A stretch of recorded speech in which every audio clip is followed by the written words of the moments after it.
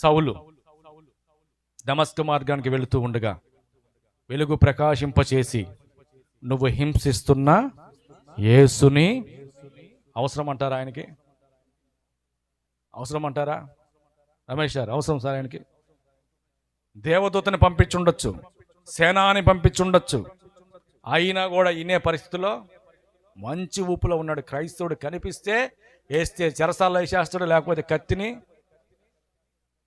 ఒక్కసారి మాట్లాడాడంతే దేవుడు యేసు నామములో తన జీవితాన్ని ప్రభువుకి సమర్పించేశాడంతే.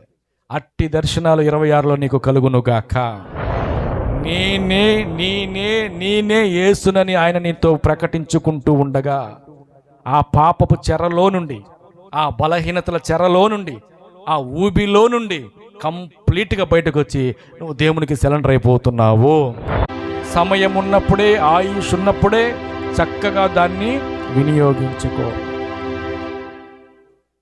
యెరూషలేములో నుండి ఎమ్మాయి గ్రామానికి తిరిగి వెళ్ళిపోతున్నటువంటి ఆ ఇద్దరు వ్యక్తులతో ఎవరు మాట్లాడారు?